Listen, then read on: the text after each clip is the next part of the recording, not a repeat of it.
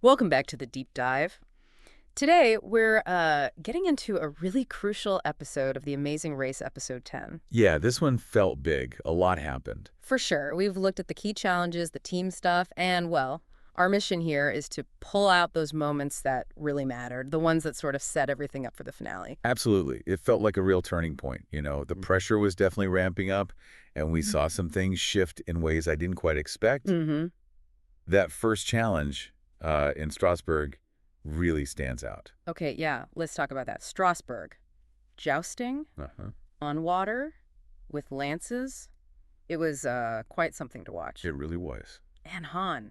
Who saw that coming? Her surfing background paying off like that? I know.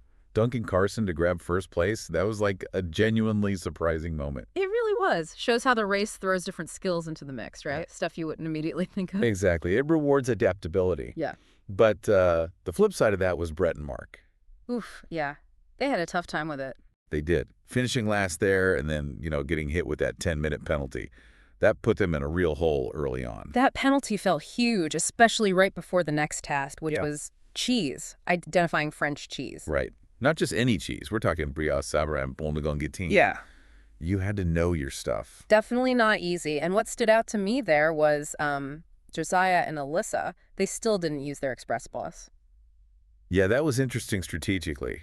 Were they just that confident? Or saving it for something potentially worse? It's a gamble, isn't it? Always. And meanwhile, you had Holden really finding it tough. Mm-hmm. And Brett and Mark just trying desperately to catch up after that penalty time. The pressure was mounting. And it wasn't just the challenges causing stress. We saw some pretty intense team dynamics flare up, Jonathan and Anna specifically. Oh, yeah.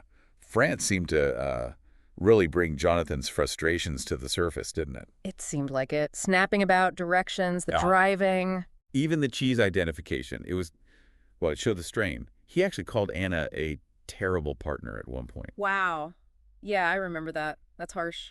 It really is, Yeah. especially when you compare it to how Anna was handling it. Right. She stayed remarkably calm through it all. It was quite something. It really highlights how important that partner dynamic is, Yeah, especially under that kind of intense pressure. absolutely. If communication breaks down or that support isn't there, it can cost you everything. Totally. So after all that, the jousting, the cheese, the partner friction, it came down to the race to the table orientation. The final push for the leg. And Carson and Jack, they came in first.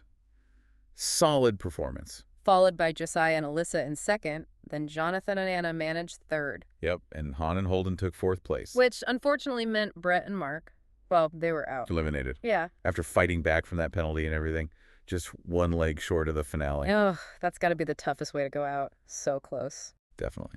So quick recap. Han's surprise jousting win, Brett and Mark's tough break, the cheese stress, Jonathan and Anna's difficulties. And now we have our final four. Exactly. Which brings us to a final thought for you listening. We've seen how this leg played out, the unexpected skills, the gambles, the way partnerships held up or, well, didn't.